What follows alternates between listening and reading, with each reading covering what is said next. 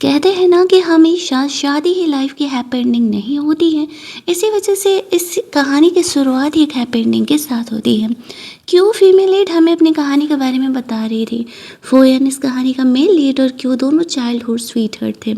दोनों के फैमिलीज के बीच काफ़ी ज़्यादा फाइनेंशियल गैप थे। दैट्स वाई क्यों यहाँ पर खुद पर बहुत ज़्यादा मेहनत करती है ताकि वो फोयन के लेवल में आ सके। आफ्टर दैट वो दोनों एक दूसरे से शादी करते हैं। उनकी शादी को 7 साल हो चुके हैं और उनका 2 बच्चा भी है। कभी कभी हमें ऐसा लगता है कि यही किसी की लाइफ की हैप्पी एंडिंग होती है, बट कुछ लोगों की लाइफ की असली शुरुआत ही, इसलिए स्ट्रगल ही यहीं से शुरू होती है। तो क्यों अपने बारे में बताते हुए कह रही है, फिलहाल वो और फुयन खुश हैं, वो दोनों एक दूसरे के लायक हैं एंड मोस्ट इम्पॉर्टेंट फुयन उससे बेइंतहा मोहब्बत करता है। लेकिन क्या ये सच है, वो हमें आगे पता चलने वाला है। फोयन शहर का सबसे रिचेस्ट इंसान था, वहीं क्यों फोयन के नज़र में जो थी वो एक डॉक्टर थी। वो फोयन की कंपनी के बारे में पूछती है तो वो उसे बताता है कि हाँ, कंपनी ठीक चल रही है, बस आसपास की कुछ कंपनी जो है वो हैक हो रही है। मुझे डर है कहीं वो हैकर हमारी कंपनी पर भी अटैक ना करे। उसे नहीं पता था कि क्यों एक बड़ी हैकर है और वो फोयन की कंपनी को बचा सकती है। क्यों उसे कहती है उसे अपने काम से फुर्सत मिलेगा तो वो फोयन की कंपनी ज़रूर ही घूमने आएगी। आफ्टर दैट फोयन कंपनी पहुंचता है, उसे एक बड़े बिजनेसमैन से मिलना था। वहीं दूसरी तरफ हम लोग क्यू को देखते हैं, वो डॉक्टर थी, अपने हॉस्पिटल पहुंचती है। सब कुछ उनकी लाइफ में काफ़ी सही चल रहा था और आज क्यू को एक काफ़ी इम्पोर्टेंट सर्जरी करनी थी। उसी के बारे में वो लोग अपनी मीटिंग कर रहे थे। क्यू अपनी मीटिंग कंप्लीट करके अपने ऑफिस में जाती है। वहीं दूसरी तरफ फुयन उस बिजनेसमैन से मिलता है। वो उसे अपना नया प्रोजेक्ट का पीपीटी दिखाता है। इससे पहले कि वो बिजनेसमैन उस प्रोजेक्ट को अच्छे तरीके से पढ़ पाता, उसका लैपटॉप ही ऑफ हो जाता है। अब फुयन ये देख के थोड़ा शॉक हो जाता है कि ऐसा कैसे हो सकता है, क्या उसका भी सिस्टम हैक हो चुका है। तभी उसका सेक्रेटरी आकर के बताता है कि असल में बॉस, हम पर आईटी का अटैक हुआ है। अब उन लोगों को शहर के सबसे टॉप के जो हैकर है मून हनी को बुलाना पड़ेगा। अब वो मून हनी कौन है, कैसा दिखता है, किसी को नहीं पता है। वो बहुत ही रेयरली किसी की मदद करता है। ये बिजनेसमैन भी उसे सजेस्ट करता है कि वही तुम्हारी कंपनी को बचा सकते हैं, लेकिन उसे ढूंढना बहुत ही मुश्किल है। अब यहाँ पर जो फुयन था, पहले तो वो ये पता लगाने का कोशिश करता है कि जिस इंसान ने उसकी कंपनी पर अटैक किया है वो कौन है। वो बिजनेसमैन वहाँ से चले जाता है। इधर हम लोग क्यू को देखते हैं, वो फुयन की कंपनी पर नज़र रखी हुई थी। वो यहाँ पर देखती है तो समझ जाती है कि फुयन की कंपनी पर अटैक हुआ है और वो फुयन का हेल्प करने का कोशिश कर रही थी। और इधर फुयन गलती से उसे हॉस्पिटल में उस हैकर को ढूंढते ढूंढते पहुंच जाता है। लेकिन क्यों को अर्जेंटली जाना था ऑपरेशन के लिए, तो वो अपना फ़ोन ऐसे बंद करके जाने लगती है। सोचते ऑपरेशन के बाद वो फुयन की मदद करेगी। तभी एक इंसान क्यू पर अटैक करने के लिए आता है। फुयन ये देख करके क्यू को बचाने के लिए चले जाता है। क्यों उसे काम डाउन करती है और उसके सेक्रेटरी को कहती है कि इसे पुलिस स्टेशन पहुंचा दो। कुछ ऐसे लोग भी थे जो कि क्यों से जलते थे, उससे नफरत करते थे। ये उन्हीं में से एक था। क्यों यहाँ पर फुयन को काम डाउन करती है और पूछती है क्या हुआ। फुयन उसे कहता है पहले ये बताओ तुम तो ठीक हो ना। वो कहती है हाँ। फुयन उसे अपनी कंपनी के बारे में बता रहा था कि असल में उसकी कंपनी इस तरीके से यहाँ पर हैकर ने अटैक किया है और वो उस हैकर को यहाँ ढूंढते ढूंढते आया हुआ था। इससे पहले कि क्यों उसे कुछ बोल पाती है, उसकी नर्स जो थी वो आके उसे ऑपरेशन करने के लिए लेके जाती है। फुयन क्यों को काम डाउन होने के लिए बोलता है और कहता है फोकस होकर के ऑपरेशन करो, तुम जब वहाँ से बाहर निकलोगी तो फिर हम बात करेंगे। क्यों खुश होकर के वहाँ से चली जाती है, क्योंकि खुद की एक अपनी पर्सनालिटी थी जो कि खुद में उसे काफ़ी स्ट्रॉन्ग बनाती थी। इस थ्रू आउट द स्टोरी में मेल कैरेक्टर से ज़्यादा फीमेल कैरेक्टर को स्ट्रॉन्ग दिखाया गया है। यहाँ पर फुयन को बाय बोल करके क्यों निकल जाती है। फुयन का सेक्रेटरी उसे बताता है कि वो आईपी एड्रेस यहाँ से गायब हो चुका है। फुयन के पास ऑफिस लौटने के अलावा कोई ऑप्शन नहीं था। वो अपने ऑफिस पहुंचता है, तभी जियान जो कि फुयन की पड़ोसी गर्ल थी और फुयन को पसंद करती थी वहाँ पर आ जाती है। फ़ोइन ये बात जानता था, दैट्स वाई वो जियान से थोड़ा ज़्यादा ही डिस्टेंस मेंटेन करके रखता था। अब फ़ोइन यहाँ पर कहता है कि वह यहाँ क्या कर रही है। जियान एक फ़ेक बंदे को लेके आई थी और वो उसे कहती है कि असल में ये मून हनी है जो कि तुम्हारी कंपनी को सेव कर सकते हैं। शुरुआत में फ़ोइन उसकी बातों का भरोसा नहीं करता है। आखिरकार जेजे के कांटेक्ट में वो मून हनी कैसे आ सकता है, जो मून हनी बहुत ही रेयरली किसी से कांटेक्ट करता है या फिर किसी की हेल्प करता है। उसे जेजे की किसी बात पर भरोसा नहीं था। दूसरी तरफ क्यों अपने ऑपरेशन थिएटर में थी। ये ऑपरेशन उसके लिए बहुत ज़्यादा ही इम्पोर्टेंट था और ये इंसान आगे चल के एक बड़ा रोल प्ले करने वाला है।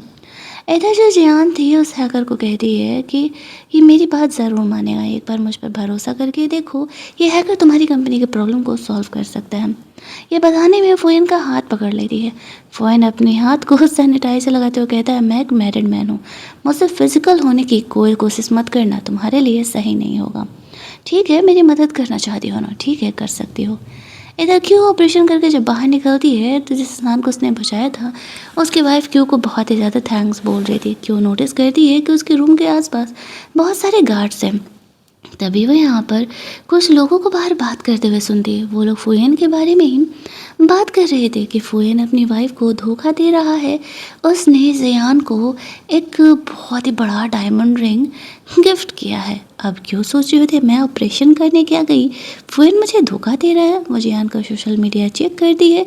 सच में जियान के हाथों में बहुत बड़ा डायमंड रिंग था और फ़ोइन ने दिया था, वो वही लिख रही थी। तभी क्यों को उसके सेक्रेटरी का कॉल आता है। वो जो ड्रेसिंग का नया ब्रांड लॉन्च कर रही थी उसका टाइम हो गया है। क्यों वहाँ पहुँचती है, इनॉग्रेशन वगैरह करती है। जो रिपोर्टर्स थे उनका यही सवाल था कि क्या फ़ोइन और क्यों अलग होने वाले हैं।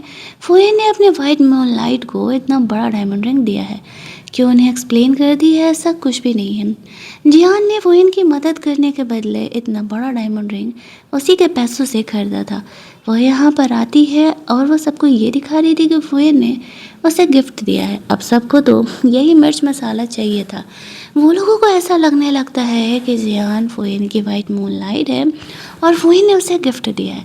हालांकि क्यों को पूरी बातें नहीं पता थी, लेकिन उसे फ़ोइन के कैरेक्टर पर भरोसा था। वो सिचुएशन को संभालते हुए सबको बताती है, हम लोग इतने अमीर हैं कि घर के मेड्स और सर्वेंट्स को ऐसे गिफ्ट्स कॉमनली देते रहते हैं। तब जियान यहाँ पर फ़ोइन का ब्लैक कार्ड दिखाते हुए कहती है कि देखो ये फ़ोइन ने अपना ब्लैक कार्ड दिया था मुझे शॉपिंग करने के लिए। क्यों रिपोर्टर्स को एक्सप्लेन करती है, जो हमारे को ज़्यादा ही ओबीडियंट मेड और सर्वेंट होते हैं ना, हम उनकी सैलरी की पेमेंट अपने ब्लैक कार्ड से ही करते हैं, इसमें कुछ भी ऑकवर्ड नहीं है। क्यों यहाँ पर फ़ोइन का नाम बदनाम नहीं होने देने के लिए ऐसा कर रही थी। सिचुएशन को वो संभाल रही होती है और फ़ोइन को तो पता ही नहीं था कि यहाँ पर क्या चल रहा है। जियान पूरा कोशिश करती है फ़ोइन और क्यू के बीच में शक का बीज बोने के लिए, क्योंकि वो फ़ोइन से ही शादी करना चाहती थी काफ़ी लंबे समय से। और क्यों यहाँ पर फ़ोइन से मैरिड थी तो ये तो कोई चांस ही नहीं था। जब रिपोर्टर्स यहाँ पर क्यू के कॉन्फिडेंस को देखते हैं तो उन्हें भरोसा हो जाता है कि जियान ही झूठ बोल रही है। फ़ोइन ने जियान को कोई डायमंड रिंग गिफ्ट नहीं किया है, उसने खुद से खरीदा होगा और फ़ोइन का नाम लगा दिया। जियान यहाँ पर कहती है कि उसे कि तुम पूरी दुनिया को बेवकूफ़ बना सकती हो लेकिन खुद को नहीं। तुम्हें तो अच्छे से पता है कि फ़ोइन ने ही मुझे ये गिफ्ट दिया है। आई होप तुम्हें इस बात का एहसास जल्दी हो जाए कि जो क्यों तुम हो वो फ़ोइन के लायक नहीं हो। सारा इंटरव्यू वगैरह ख़त्म होता है। अब क्यों फ़ोइन को कॉल करती है लेकिन फ़ोइन फ़ोन ही नहीं उठा रहा था। वो अपने फ़ोन को ऑफिस में भूल आया था और जो उसकी कंपनी में रिसेंट इमरजेंसी हुई थी उसी बारे में सारे लोगों से मीटिंग कर रहा था। मीटिंग को ज़्यादा ही लंबा चलता है। क्यों अब तक इस चक्कर में काफ़ी टाइम फ़ोइन को कॉल कर चुका था। जब वो घर पहुंचती है तो अपने बच्चों को देखती है तो वो थोड़ा सा काम डाउन हो पाती है। उसके बच्चे यहाँ पर जो टीवी पे देख रहे थे वो देख के क्यों को कह रहे थे, कहीं ऐसा तो नहीं है ना कि पापा अब आपसे प्यार नहीं करते, आपकी शादी को 7 साल हो चुके हैं। क्यों उन्हें समझाती है ऐसा कुछ भी नहीं है। वो वापस से फ़ोइन को फ़ोन करती है लेकिन वो फ़ोन ही नहीं उठाता है। इधर फ़ोइन अपनी मीटिंग कंप्लीट करके बाहर निकलता है, उसे ध्यान रहता है मेरा फ़ोन किधर है। सेक्रेटरी बताता है कि शायद अपने ऑफिस में छोड़ दिया होगा। फ़ोइन जाकर के देखता है तो देखता है क्योंकि बहुत सारे कॉल्स हैं। वो परेशान हो जाता है। तभी सेक्रेटरी को पता चलता है कि रिपोर्टर्स क्या बातें बना रहे हैं कि फ़ोइन और जियान एक होने वाले हैं और वो क्यों को डाइवोर्स देने वाले हैं। ये रिंग वाला बात जब फुयन को पता चलता है तो उसे जियान पर बहुत गुस्सा आता है। जियान ने उस हैकर के थ्रू फुयन के इस कंपनी के प्रॉब्लम को सॉल्व किया था। दैट्स वाई रीपेमेंट के लिए उसने जियान को वो डायमंड रिंग खरीदने के लिए पैसे दे दिए थे। ये सब कुछ जियान का चाल था, रिंग लेने के लिए और उन दोनों के बीच मिसअंडरस्टैंडिंग क्रिएट करने के लिए। काफ़ी कॉल्स करने के बाद जब क्यों भी फ़ोन नहीं उठाती है तो फुयन काफ़ी घबराता हुआ घर पहुंचता है। वो देखता है कि वो मस्त घोड़े बेच करके सो रही है। वो थोड़ा फुयन के कॉल को इग्नोर भी कर रही थी। पूरी रात फुयन वहीं बैठे रह जाता है। अगली सुबह क्योंकि नींद खुलती है तो कहती है तुम अभी आए क्या। फुयन कहता है घर में सीसीटीवी कैमरा लगा हुआ, तुम चेक कर सकती हो, मैं कल रात को ही आ गया था। क्यों कहती है तो तुम इन कपड़ों में क्यों हो। फुयन कहता है तुम इतने आराम से कैसे सो सकती हो, लाइक लिटरली तुम्हें मुझसे कुछ सवाल नहीं करना है। क्यों कहती है नहीं, आई नो कि तुम बिजी हो गए। फिर उसे समझाता है कि हाँ मैं कंपनी की मीटिंग में बहुत ज़्यादा बिजी था, तुम्हारा कॉल्स नहीं देख पाया। आफ्टर दैट फुयन फ्रेशन अप होकर के आता है। वो क्यू को बोलता है कुछ तो पूछो यार, वरना ऐसा लगेगा कि शायद तुम मेरा केयर ही नहीं करती। क्यू उससे बोलती है अच्छा बोलो क्या बताना चाहते हो। फुयन उसे शुरू से लेकर के लास्ट तक सारी कहानी बता देता है। क्यों ये सुन करके थोड़ा सा मज़े ले रही होती है कि जियान ने जिस फेक हैकर को लेके आया हुआ है वो उससे जल्दी पोल खोलेगी। तभी हम लोग देखते हैं कि फुयन उसे एक्सप्लेन करता है उसके और जियान के बीच कुछ भी नहीं चल रहा है।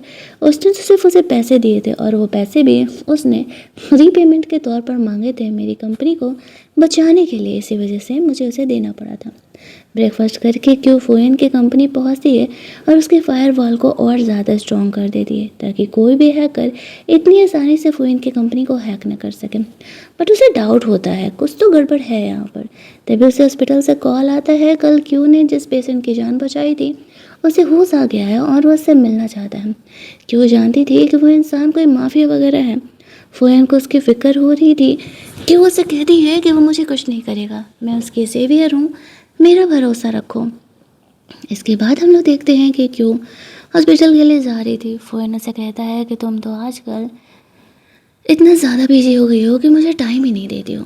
दूसरी तरफ हम लोग जियान को देखते हैं, वो ये सोचती है उसे कुछ ना कुछ करके फुयन और क्यू को अलग करना ही पड़ेगा। तभी वहाँ पर नियान नाम का एक बंदा आता है जो कि काफ़ी लंबे समय से क्यू के पीछे पड़ा हुआ था, लेकिन क्यू ने उसे कभी भाव ही नहीं दिया था। जब वो यहाँ पर आता है तो जियान उसे कहती है कि हम दोनों को साथ मिलके काम करना पड़ेगा, तभी फुयन और क्यू दोनों अलग हो पाएंगे। अब नियान उसकी बात मान जाता है। वो दोनों प्लान बनाते हैं कि किस तरीके से क्यू और फुयन के बीच मिसअंडरस्टैंडिंग क्रिएट करनी है। सीन यहाँ से शिफ्ट होता है। क्यू उस पेशेंट से मिलने के लिए जाती है। गार्ड्स अब भी खड़े थे। वो पेशेंट क्यू को शुक्रिया अदा करता है उसकी जान बचाने के लिए। वो सच में एक माफिया गैंग का लीडर था। क्यू ने उसकी जान बचाई थी। तब फुयन को ये बात पता चलता है कि वो असल में इंसान एक माफिया है, तो फुयन को क्यू की फिक्र होने लगती है और वो हॉस्पिटल के लिए निकलता है। वो इंसान क्यू को कहता है कि डोंट वरी, मेरे गार्ड्स तुम्हें हर्ट नहीं करेंगे। क्यू कहती है हाँ, हर्ट करने का कोई रीज़न भी नहीं है, मैं तुम्हारी सेवियर हूँ, कल ही रात मैंने तुम्हारी जान बचाई है। रीपेमेंट के तौर पर वह इंसान अपने गैंग का ये इम्पोर्टेंट रिंग क्यू को दे देता है। ये रिंग जिसके पास भी रहेगा आसपास के उसके गैंग वाले, उसके छोटे गैंग वाले सारे उस इंसान की बात मानेंगे, क्योंकि बहुत ही हाई रैंकिंग का रिंग था। हालांकि क्यू को इस बात का कोई आइडिया नहीं था कि वो इंसान उसे क्या ऑफ़र कर रहा है। क्यू कहती है चलो ठीक है, अब ठीक है तो मैं बाहर निकलती हूँ। बाहर जाती है रिंग ले करके। उस इंसान की वाइफ यहाँ पर आती है। वो कहता है आई थिंक कि मुझे अब अपनी टीम के लिए एक सक्सेसर ढूंढ लेना चाहिए। क्यों अपने ऑफिस में बैठ करके यही सब कुछ सोच रही थी, तभी उसे पता चलता है कि नियान हॉस्पिटल के बाहर तमाशा कर रहा है। क्यों देखने के लिए जाती है तो देखती है कि नियान फ्लावर बुके ले करके और बैनर वगैरह ले करके क्यू को प्रपोज करने के लिए आया हुआ है। क्यू उस पर भड़कते हुए कहती है कि क्या ड्रामा कर रहे हो, मेरी शादी हो गई है, ये बात तो तुम्हें अच्छे तरीके से पता है ना। अब यहाँ पर जो क्यू होती है वो नियान को डांटते हुए से जाने के लिए कह रही थी, लेकिन नियान कहता है कि फुयन तुम्हारे लायक नहीं है, वो तुमसे बोर हो चुका है, वो तुम्हें धोखा दे रहा है।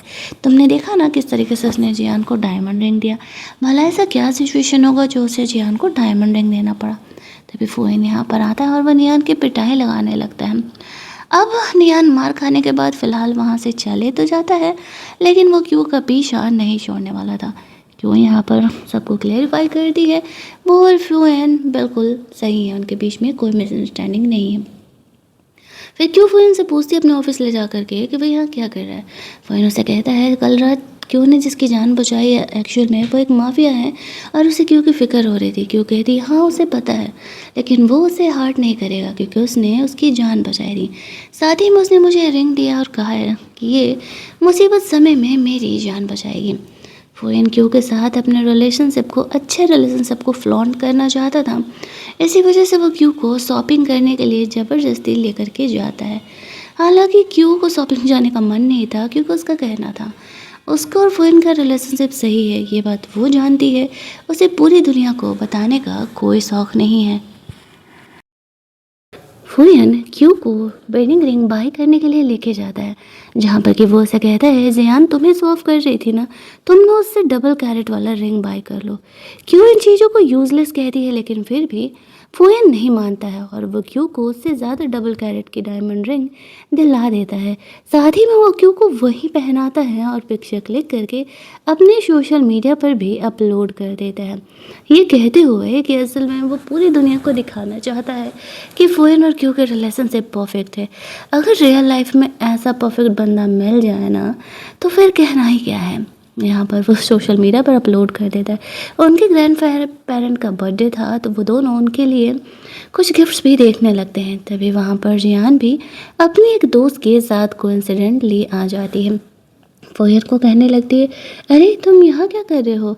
क्यों उसे कहती है मैं अपने हस्बैंड के साथ आई हूँ डायमंड रिंग बाय करने के लिए। वो उसे सर्व कर रही थी कि इतना महंगा डायमंड रिंग फोयर ने उसे खरीदा है। ये देख करके जियान को कहीं ना कहीं जेलसी होने लगता है। अब जियान फोयन से बात करने का कोशिश करती है और कैसे कहती है ग्रैंडफादर का बर्थडे है ना, क्या तुम मेरे साथ गिफ्ट कर दवाओगे। फोयन उसे कहता है मैं कोई प्रोफेशनल नहीं हूँ, यहाँ पर जाओ अपनी दोस्त के साथ आई हो ना, खरीद लो। फिर क्यों से कहती है चलो डार्लिंग शॉपिंग करने के लिए चलते हैं, ग्रैंडफादर के लिए हमें यहाँ पर कुछ गिफ्ट वगैरह भी तो खरीदना है ना। फोयन कहता हाँ हाँ। वो दोनों जियान के सामने को ज़्यादा ही लवी डबी होकर के दिखा रहे थे। यहाँ से निकलने से पहले क्यों वॉशरूम के लिए जाती है, जहाँ पर कि जिहान और उसकी दोस्त आ जाती है। वो लोग क्यों का इंसल्ट करने लगती है, लेकिन क्यों एक एक करके उन दोनों को सबक सिखाती है और यहाँ पर कहती है कि अगर तुम मेरे और फोइन के रिलेशनशिप के बीच आने की कोशिश करोगी तो तुम्हें ऐसे ही सज़ा मिलने वाला है। तो अब तो तुम लोग समझ गई होगी कि तुम्हें क्या मिलने वाला है। बेहतर होगा कि मुझे दोबारा परेशान मत करना।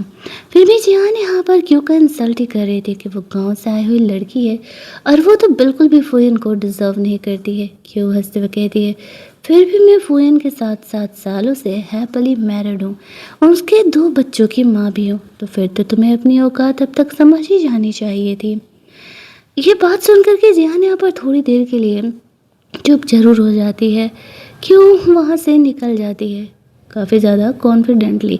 जब आपका बंदा सही होना तो कॉन्फिडेंट एक अलग सा आता है। रात में क्यों अपने हैकिंग के काम को कर रही थी तभी फोइन यहाँ पर आने लगता है। क्यों ने सोचा था कि वो फोइन को अपनी हैकिंग वाली आइडेंटिटी कुछ टाइम बाद बताएगी, इसी वजह से वो उसका माइंड डाइवर्ट करने का कोशिश करने लगती है। वो दोनों यहाँ पर रोमांस करते हैं। इनकी लाइफ बिल्कुल परफेक्ट थी क्योंकि वो दोनों एक दूसरे के लिए लॉयल थे और एक दूसरे से बहुत ही ज़्यादा प्यार करते थे। अगले दिन क्यों जब अपने ऑफिस में बैठ करके काम कर रही थी तभी वहाँ पर हम लोग देखते कि उसका सेक्रेटरी यहाँ पर आता है और वो उसे बताता है कि वापस से नियान क्यों से मिलने के लिए आया हुआ है। क्यों से बाहर मिलने के लिए जाती है। नियान वापस से यहाँ पर फोइन की बुराई ही कर रहा था कि डार्लिंग वो तुम्हारे लिए सही नहीं है, वो तुमसे बोर हो चुका है, मैं तुम्हारे लिए परफेक्ट हूँ। क्यों हंसते हुए कहती है चले जाओ यहाँ से वरना दोबारा पिटोगे। पिछली बार यहाँ पर फोइन ने तुम्हारी पिटाई की थी ना, लेकिन वो बेशरम इंसान कहाँ ही जाने वाला था। वो कहता है क्यों मैं तो तुम्हें अपना बना करके रहूँगी। क्यों यहाँ पर उसकी जो पिटाई लगाती है कि पूछो ही मत। उसे कहती है मुझे परेशान करना बंद कर दो।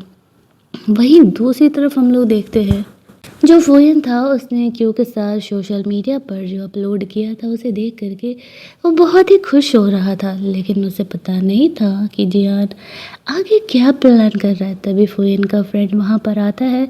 उसी की तरह उसकी कंपनी में भी हैकर का अटैक हुआ था।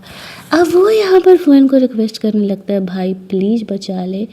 वो जियान ने तेरे लिए वो हैकर लेकर के आया था ना जिसने कि तुम्हारी हेल्प की थी, मुझे भी उसका हेल्प चाहिए भाई, प्लीज़ प्लीज़ प्लीज़ कैसे भी कर ले।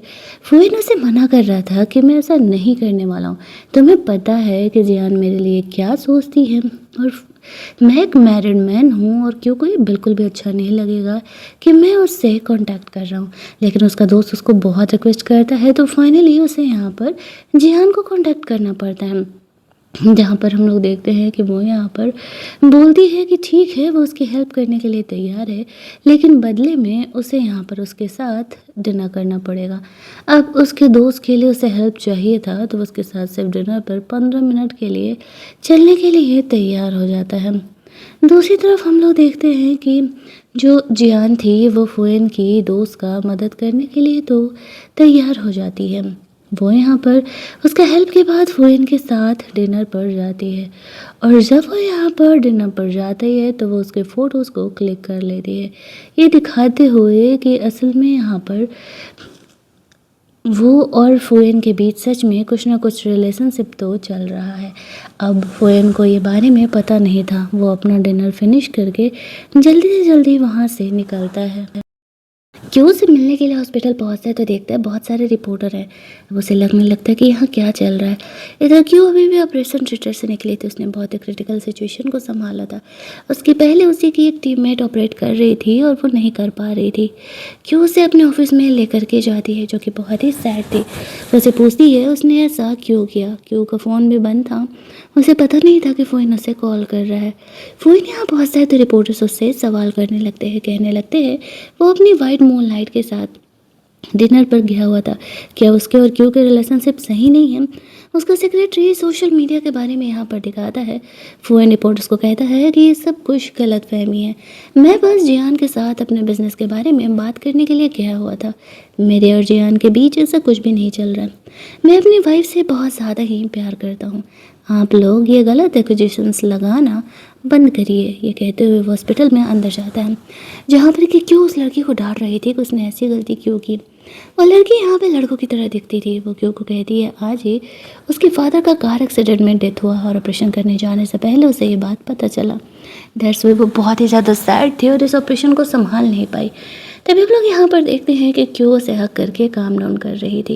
वो कह रही है उसे नहीं पता था कि वो लड़की ऐसे सिचुएशन से गुजर रही है।